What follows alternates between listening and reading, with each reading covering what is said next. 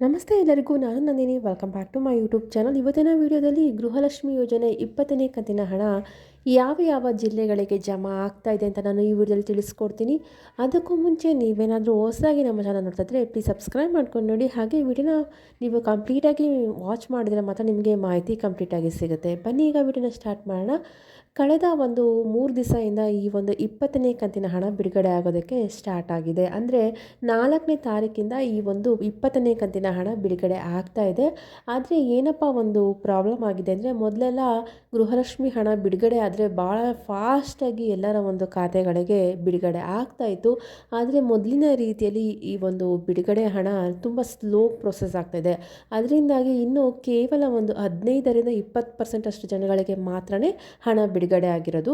ಹಣ ಬಿಡುಗಡೆ ಆಗಿದ್ದ ದಿವಸದಿಂದ ಬೆಂಗಳೂರಿನ ರೂರಲ್ ಕಡೆ ಆಗಿರ್ಬೋದು, ಅದಾದಮೇಲೆ ನಾರ್ತು, ಸೌತ್ ಈ ರೀತಿಯಾಗಿ ಹಣ ಬಿಡುಗಡೆ ಆಗೋದಕ್ಕೆ ಸ್ಟಾರ್ಟ್ ಆಯಿತು. ಆದರೆ ಬೆಂಗಳೂರಲ್ಲೂ ಸಹ ಎಲ್ಲ ಒಂದು ಜನಗಳಿಗೆ ಹಣ ಬಿಡುಗಡೆ ಇದೆಯಾ ಅಂತ ಕೇಳಿದ್ರೆ ಖಂಡಿತವಾಗ್ಲೂ ಇಲ್ಲ. ಅಲ್ಲೂ ಕೂಡ ಒಂದು 15ರಿಂದ 20% ಜನಗಳಿಗೆ ಮಾತ್ರ ಹಣ ಬಿಡುಗಡೆ ಆಗಿದೆ. ಸೊ ಹಾಗಾಗಿ ಒಂದು ಹಣ ತುಂಬ ಲೇಟಾಗಿ ಆಗ್ತದೆ. ಸೊ ನೀವೇನು ಹೆದರ್ಕೊಳ್ಳೋ ಅವಶ್ಯಕತೆ ಇಲ್ಲ. ಸೊ ಅವ್ರಿಗೆ ಬಂದಿದೆ, ನಮಗಿನ್ನೂ ಬಂದಿಲ್ಲ ಅಂತ ಯೋಚನೆ ಮಾಡಬೇಡಿ.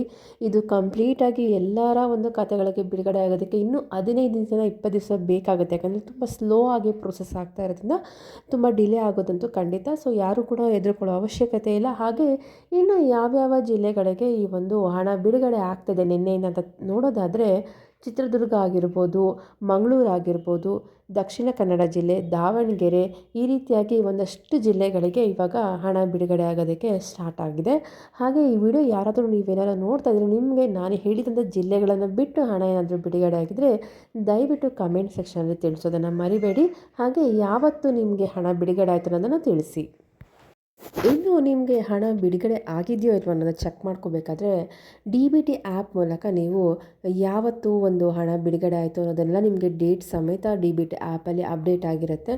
ಸೊ ಹಾಗಾಗಿ ಯಾರಿಗೆಲ್ಲ ನಿಮಗೆ ಗೊತ್ತಾಗ್ತಾ ಇಲ್ಲ, DBT ಆ್ಯಪ್ನ ಡೌನ್ಲೋಡ್ ಮಾಡಿಕೊಂಡು ನೀವೇ ಎಲ್ಲ ಒಂದು ಟ್ರ್ಯಾಕ್ನ ಮಾಡ್ಕೋಬೋದಾಗಿದೆ. ಅದರಲ್ಲಿ ನಿಮಗೆ ಮಂತ್ ವೈಸ್ ಆಗಿರ್ಬೋದು, ಡೇಟ್ ವೈಸು ಎಲ್ಲ ನಿಮಗೆ ಅಪ್ಡೇಟ್ ಆಗಿರುತ್ತೆ.